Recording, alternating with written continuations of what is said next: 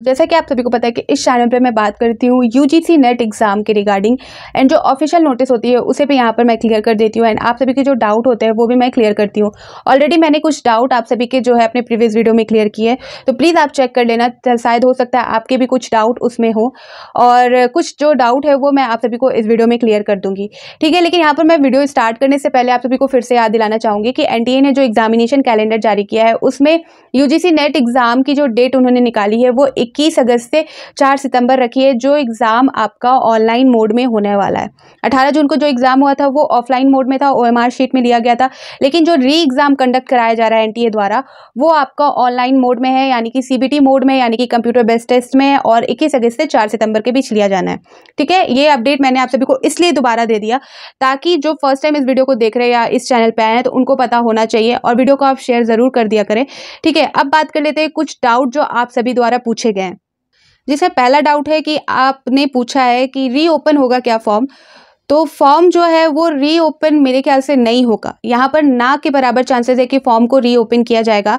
Already जो 18 जून को exam हुआ था उसमें 11.5 लाख जो कैंडिडेट थे, 11.5 प्लस लाख जो कैंडिडेट थे उन्होंने आवेदन किया था, यानी कि एप्लीकेशन फॉर्म फिल किया था, और उनमें से 9.5 लाख के आसपास कैंडिडेट थे जिन्होंने एग्ज़ाम दिया था, ठीक है। तो यहाँ पर अगर फॉर्म रीओपन होता है, जो कि मेरे ख्याल से नहीं होगा, तो अगर होता है तो यहाँ पर जो प्रोसेस है वो लेंदी हो जाएगा। दूसरी बात, जो कैंडिडेट है उनकी जो संख्या है वो बढ़ जाएगी, लेवल फिर हाई होगा। आप सभी को पता है जितने ज़्यादा कैंडिडेट होंगे एग्ज़ाम उसी तरह से कंडक्ट कराए जाएंगे। ऑलरेडी यहाँ पर 21 अगस्त से 4 सितंबर तक रखा गया जैसा कि चल रहा था, ठीक है, और फर्स्ट शिफ्ट सेकंड शिफ्ट में एग्ज़ाम होंगे, तो वो सारी चीज़ें हैं, लेकिन प्रोसेस जो है वो लेंदी हो जाएगा, फिर खोज-पोछ टाइप हो जाएगा, प्रॉब्लम हो जाएगी। आप सभी को पता ही है 18 को जो एग्ज़ाम कैंसिल हुआ था उसकी वजह से री एग्ज़ाम लिया जा रहा है। री एग्ज़ाम का मतलब होता है कि री एग्ज़ाम कंडक्ट कराना, ना कि जो प्रोसेस है उसको फिर से रीओपन करना, ठीक है। तो यहाँ पर मेरे ख्याल से चांसेस नहीं है, और जिन्होंने इस बार आवेदन नहीं कर पाए हैं या किसी रीज़न से उनका फॉर्म जो फिल नहीं हो पाया इस बार, तो आप लोग बिल्कुल टेंशन मत लीजिए। ऑलरेडी जो री एग्ज़ाम है वो अगस्त सितंबर में आपका हो रहा है, और जस्ट कुछ मंथ बाद आपका जो दिसंबर मंथ में एनटीए एग्ज़ाम लेती है वो होने वाला है। तो आप सभी बिल्कुल टेंशन मत लीजिए, दिसंबर मंथ में एग्ज़ाम होंगे जिसके लिए एप्लीकेशन फॉर्म है नवंबर से ही आप सभी को मिल जाएंगे, भरने का मौका दे दिया जाएगा। तो आप अपनी तैयारी को स्ट्रॉन्ग करने में ध्यान दें, अपनी तैयारी को अच्छी करने में ध्यान दें, ताकि आप एग्ज़ाम जो 2 दिसंबर वाला वो आप क्लियर कर ले जाओ, ठीक है। अब बात कर लेते हैं दूसरे जो आप सभी के डाउट थे कि करेक्शन विंडो ओपन होगा क्या। तो करेक्शन विंडो यहाँ पर उसके भी चांसेस नहीं लगते कि करेक्शन विंडो यहाँ पर ओपन किए जाएंगे। मैं यहाँ पर बता दूं कि जो प्रोसेस है कहाँ से स्टार्ट होगा, क्या क्या हो सकते हैं इस एग्ज़ाम में, जो आपका री एग्ज़ाम होगा उसमें क्या क्या प्रोसेस होंगे। तो यहाँ पर प्रोसेस आपका स्टार्ट होगा जो सिटी, जो आपका एग्जामिनेशन सिटी है जिसके लिए जो स्लिप अलाउट की जाती है एनटीए द्वारा पहले 1 सप्ताह पहले, उससे प्रोसेस स्टार्ट होगा। जिनका यहाँ पर एडमिट कार्ड 18 में, यानी कि 18 वाले एग्ज़ाम में आया था, उनका ही यहाँ पर जो एग्जामिनेशन सिटी है वो अलाउट होगा। साथ ही फिर उसके बाद आपका 3-4 दिन के अंदर आपका जो एडमिट कार्ड आता है वो आएगा, ठीक है। तो यहाँ पर जो विंडो ओपन होगा वैसा मुझे नहीं लगता।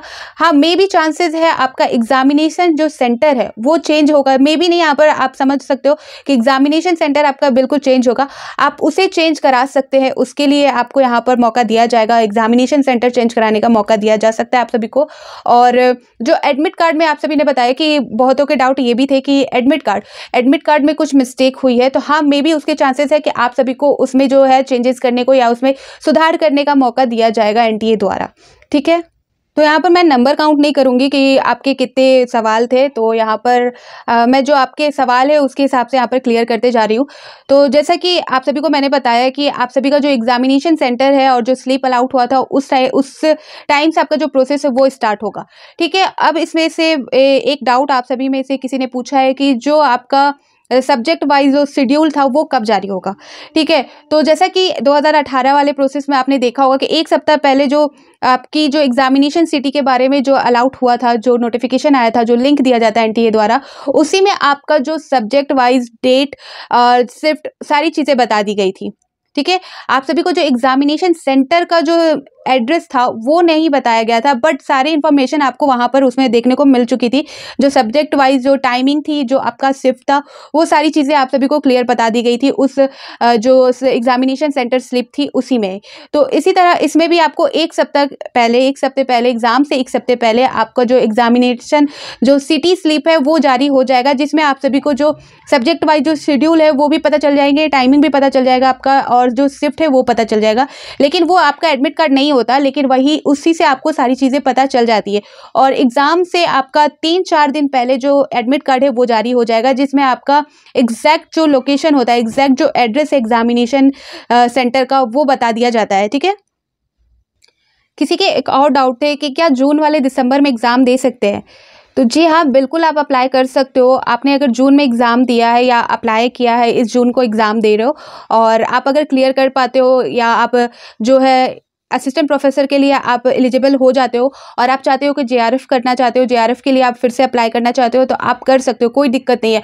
आप जून में दो या दिसंबर में दो या नेक्स्ट ईयर भी अगर आप जून में देना चाहते हो तो दे सकते हो। ऐसी कोई यहाँ पर रूल्स नहीं है कि आप अगर जून में दे रहे हो तो दिसंबर में नहीं दे सकते, या दिसंबर में दे रहे हो तो आप जून मंथ में नहीं दे सकते। आपको यहाँ पर एग्ज़ाम देने हैं, जो यहाँ पर आपका एलिजिबिलिटी है उसको देखते हुए, आपकी जो एज लिमिट है उसको देखते हुए आप एग्ज़ाम दे सकते हो। कभी भी आप एग्ज़ाम दे सकते हो, जब भी एनटीए कंडक्टर आती है तो आप एग्ज़ाम दे सकते हो। ऐसा कुछ नहीं है या 1 टाइम दे सकते हो या 4 टाइम ही दे सकते हो, ऐसा कुछ यूपीएससी वाला पैटर्न नहीं है। या यहाँ पर एज लिमिट मायने रखती है, एज लिमिट को देखते हुए यहाँ पर करना होता है। और दूसरी जो आपके एलिजिबिलिटी यानी कि जो योग्यता होती है उसको देख के आप कभी भी कितने टाइम भी यहाँ पर अप्लाई कर सकते हो, ऐसी कोई प्रॉब्लम नहीं है। तो ये आप सभी के कुछ डाउट थे, और कुछ जो सवाल है आप कमेंट सेक्शन में पूछ सकते हो, मैं क्लियर कर दूंगी। और नेक्स्ट वीडियो में मिलती हूँ नए अपडेट के साथ और आप सभी के जो डाउट है उसे क्लियर करते हुए। तो बाय बाय।